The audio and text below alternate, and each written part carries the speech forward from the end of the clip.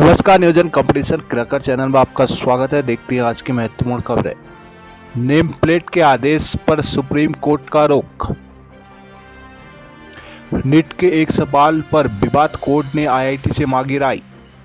हल्द्वानी कांवड़ यात्रा शुरू, हल्द्वानी से दिल्ली दून पंजाब का किराया बढ़ा। सुप्रीम कोर्ट ने सोमवार को कांवड़ यात्रा मार्ग पर खानपान और फलों की दुकानों में मालिकों के नाम प्रदर्शित करने के लिए जारी निर्देशों में फिलहाल रोक लगा दी है। अदालत ने कहा कि भोजनालय यह बता सकते हैं कि किस प्रकार का भोजन शाकाहारी या मांसाहारी परोस रहे हैं।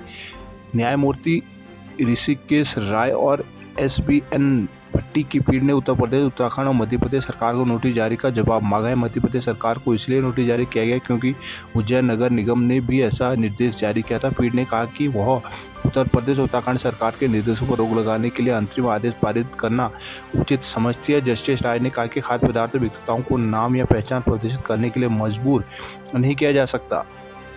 नीट शीर्ष अदालत ने नीट में पूछे गए एक सवाल का सही जवाब तलाशने के लिए सोमवार को IIT दिल्ली के निदेशक को 3 विशेषज्ञों की टीम गठित करने को कहा है। अदालत ने समिति का मंगलवार दोपहर 12 बजे तक सही जवाब के बारे में अपनी राय पेश करने के निर्देश दिए हैं। मंगलवार को भी मामले की सुनवाई जारी रहेगी। नीट UG में अनियमितताओं के आरोपों से जुड़ी याचिकाओं पर सोमवार को सुप्रीम कोर्ट ने सुनवाई की है। मुख्य न्यायाधीश VDY चंद्रचूड़, न्यायमूर्ति JB पारदीवाला और न्यायमूर्ति मनोज मिश्रा के पीठ ने 720 में से 711 अंक पाने वाले छात्रा की ओर से पेश दलीलों पर संज्ञान लेते हुए IIT को आदेश दिया है। पीठ को बताया गया कि परीक्षा में प्रमाणों और उसकी विशेषताओं से संबंधित एक प्रश्न के 2 सही उत्तर थे और परीक्षार्थियों के एक समूह जिन्होंने 2 सही उत्तरों में से एक विशेष उत्तर दिया था, उन्हें 4 अंक दिए गए। याचिकाकर्ता वंशिका यादव की ओर से ही पीठ को बताया गया कि NTA द्वारा जारी मानकों के हिसाब से सही उत्तर चुनने पर सफल उम्मीदवारों को अंतिम मेगा सूची पर महत्वपूर्ण प्रभाव पड़ेगा। जिसके बाद पीठ ने IIT दिल्ली के निदेशक को समिति बनाने और मंगलवार दोपहर 12 बजे तक सही जवाब की रिपोर्ट सुप्रीम कोर्ट के रजिस्ट्रार जनरल के पास पेश करने को कहा गया है। देहरादून धार्मिक यात्राओं को शीर्ष प्राथमिकता, मुख्यमंत्री धामी। दैनिक वेतन भोगी और संविदा कर्मी होंगे नियमित। हल्द्वानी MBPG के प्राचार्य को कार्यालय में बनाया बंधक। MBPG कॉलेज में सोमवार को छात्रों ने परीक्षा फल में गड़बड़ी का आरोप लगाते हुए जमकर हंगामा काटा। छात्र प्राचार्य कक्ष में धरने पर बैठ के बाद में छात्रों ने एडमिशन काउंटर कार्यालय जबरन बंद करा दिया। प्राचार्य को उनके कक्ष में बंद कर दिया। हंगामा बढ़ने में पुलिस बुलाने पड़ी। बीते दिनों से जारी BA, BCom और BSc के चतुर्थ सेमेस्टर में 572 छात्र फेल हो गए। फेल छात्रों को लेकर छात्र नेताओं ने प्राचार्य कक्ष में धरना प्रदर्शन किया। छात्र नेताओं ने विश्वविद्यालय प्रशासन को तुरंत सुधार के लिए कहा है। छात्र नेता हर्ष शर्मा का कहना है कि चौथे सेमेस्टर में पास हुए छात्रों को 5वें सेमेस्टर में प्रवेश दिया जा रहा है, जबकि दूसरे सेमेस्टर के बैक पेपरों का रिजल्ट अभी तक जारी नहीं किया गया। छात्र नेता उमा शंकर तिवारी ने कहा कि कॉलेज प्रशासन तुरंत स्पेशल बैक का पेपर कराए, साथ ही फीस जमा कराने के लिए समर्थ पोर्टल को फिर से खोला जाए। गुस्साई छात्राओं ने एडमिशन काउंटर और कार्यालय बंद करा दिया। प्राचार्य डॉक्टर BS बनकोटी को उनके कक्ष में बंद कर दिया। पिथौरागढ़ जौलजी मुनस्यारी सड़क मंदाकिनी में समाई। चंपावत में 8 सड़कें हुई बंद।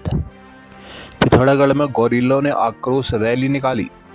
मंदाकिनी नदी का प्रवाह तीसरे दिन क्षेत्र में लगातार बारिश के बाद तेज हुआ, जिसमें भौरा बगड़ में 4 घरों पर भी खतरा मंडरा रहा। जौलजी मुनस्यारी सड़क का एक हिस्सा नदी में समा गया। साथ ही सड़क पर बने मोटर पुल का अबैंडमेंट भी खतरे की जद में आ गया है। BRO हालांकि सुरक्षा कार्य के लिए जुटा हुआ है। भारी बारिश के बाद यहां देवी बगड़ में 4 मकान खतरे की जद में आ गए हैं। देवी बगड़ में एक घर का स्थानांतरण मंदाकिनी नदी में समा गया। मतकोट पर 4 परिवारों ने घर छोड़ दिया। लगातार बारिश के कारण भौरा बगड़ में मंदाकिनी नदी में कटाव शुरू कर दिया है। इस कारण भौरा बगड़ और मंदाकिनी नदी पर जौलजी मुनस्यारी मोटर पुल को खतरा पैदा हो गया। BRO सुरक्षा दीवार बना रहा है।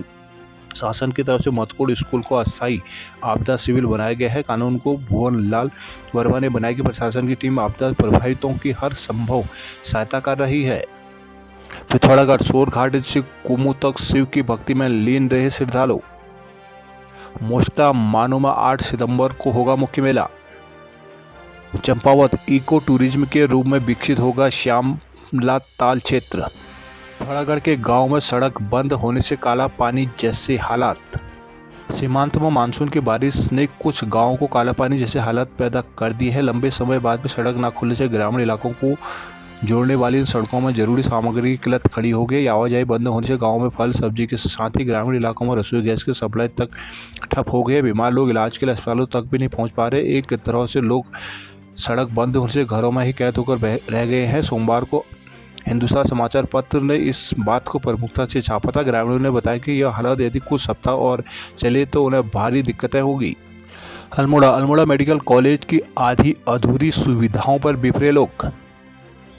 अल्मोड़ा मेडिकल कॉलेज के अधीन बेस की बदहाल स्वास्थ्य सुविधाओं पर लोगों का आक्रोश भड़क गया। सोमवार को पूर्व दर्जा राज्य मंत्री बिंदु कर्नाटक के नेतृत्व में लोगों ने प्राचार्य कार्यालय के बाहर धरना दिया। अस्पताल में neurosurgeon, radiologist, burn unit, dialysis, blood bank संचालित करने सहित अन्य मांग के मेडिकल कॉलेज प्राचार्य कक्ष के बाहर जमा हुए लोगों ने कॉलेज प्रशासन के खिलाफ जमकर नारेबाजी की। पूर्व दर्जा राज्य मंत्री कर्नाटक का कहना था कि मेडिकल कॉलेज में स्वास्थ्य व्यवस्था दिन प्रतिदिन लटका रही है। मेडिकल कॉलेज में रेफरल सेंटर बनकर रह गया है। कॉलेज में न तो फैकल्टी ही पूर्ण है, न ही सुविधाएं। Neurosurgeon, radiologist, burn unit, trauma centre, emergency operation theatre, dialysis और ब्लड बैंक तक की सुविधा नहीं है। कॉलेज प्रशासन मरीजों को एम्बुलेंस तक नहीं दिलवा पा रहा है। गरीब और लाचार लोगों को तराई जाकर हजारों रुपए खर्च करने पड़ रहे हैं। जिले के लोगों को मेडिकल कॉलेज का कोई लाभ नहीं मिल पा रहा है। चेतावनी दी गई कि अगर व्यवस्थाओं सुविधाओं का कोई लाभ नहीं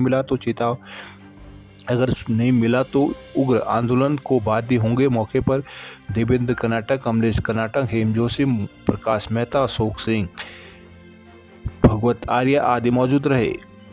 बागेश्वर जिले में 15 सड़क बंद, आगे भी भारी बारिश का अलर्ट। रानीखेत की समस्याओं पर होगा संघर्ष। भाजपुर में 7 छात्र आमरण अनशन पर बैठे।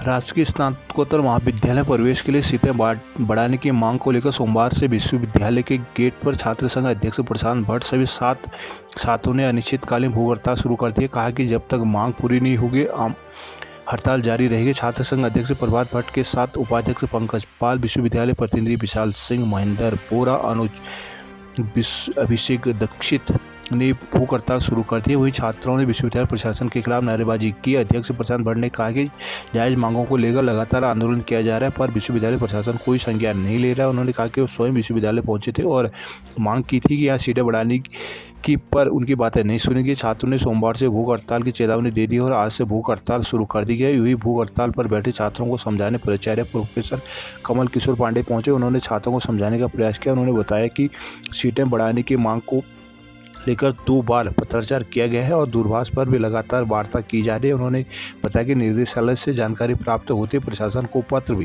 लिखा जा चुका है और जल्द ही छात्रों को पूरी मांग पूरी करने की उम्मीद है। उन्होंने बताया कि छात्रों के द्वारा शांतिपूर्ण तरीके से अपनी मांग को लेकर प्रदर्शन किया जा रहा है।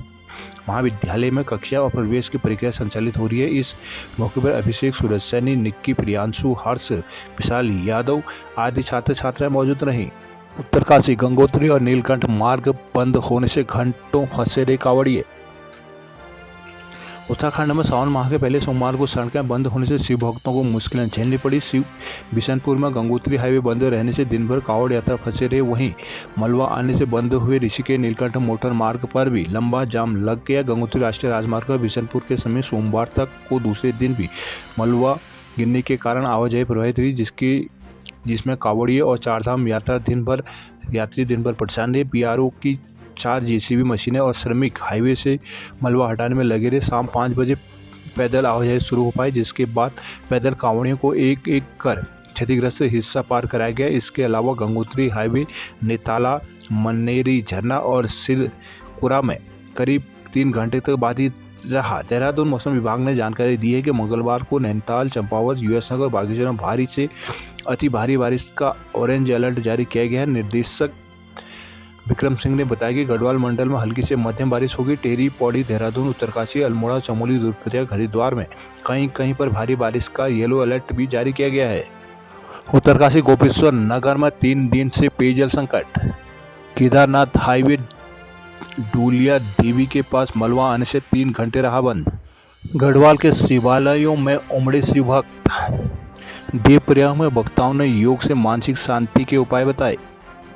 पौड़ी में वाल्मीकि की मूर्ति लगवाने के लिए पर्यावरण मित्र हड़ताल पर।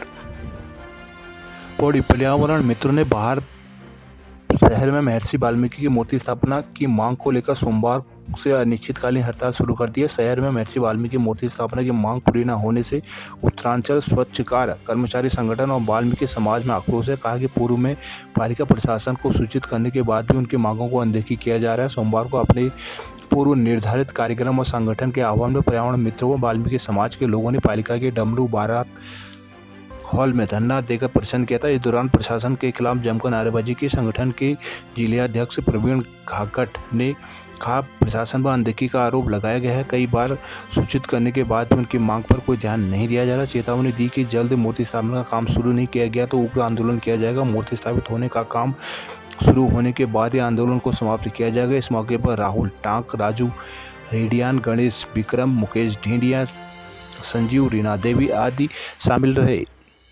प्रधानाचार्य की विभाग की भर्ती से सरकार से हाईकोर्ट ने मांगा जवाब। हाईकोर्ट ने शिक्षा विभाग में प्रधानाचार्य पद की विभागीय भर्ती प्रक्रिया में 50 साल से अधिक उम्र के अभ्यर्थियों को शामिल करने के मामले में सोमवार को मामले की सुनवाई करते हुए वरिष्ठ न्यायमूर्ति न्यायाधीश मनोज कुमार तिवारी और न्यायमूर्ति पंकज पुरोहित की खंडपीठ ने राज्य सरकार से 3 सप्ताह में जवाब पेश करने को कहा है। साथ ही याचिकाकर्ता को उसके प्रति उत्तर देने के आदेश दिए गए हैं। सोमवार को हुई सुनवाई में करीब 45 से अधिक याचिकाकर्ताओं को खंडपीठ ने एक साथ सुनवाई की। राज्य सरकार और उत्तराखंड लोक सेवा आयोग की ओर से जवाब पेश नहीं करने पर कोर्ट ने उन्हें 3 सप्ताह का अतिरिक्त समय दिया था। याचिकाकर्ताओं की तरफ से कहा गया कि यह परीक्षा सितंबर में होने वाली है। अभी तक संबंधित विभागों की ओर से शपथ पत्र पेश नहीं किया गया, इसलिए मामले में शीघ्र सुनवाई की जाए, जिस पर कोर्ट ने अगली सुनवाई के लिए सितंबर की तिथि नियत की थी। पूर्व में कोर्ट ने राजकीय इंटर कॉलेजों में प्रधानाचार्य पदों के लिए लोक सेवा आयोग से कराई जा रही विभाग की परीक्षा में 50 वर्ष से अधिक उम्र के प्रवक्ताओं को भी आवेदन की अंतरिम अनुमति देते हुए याचिकाकर्ताओं को परीक्षा में शामिल करने के निर्देश दिए थे। साथ में कोर्ट ने यह भी कहा था कि इस भर्ती परीक्षा के परिणाम की घोषणा सहित पूरी प्रक्रिया कोर्ट के निर्णय के अधीन होगी।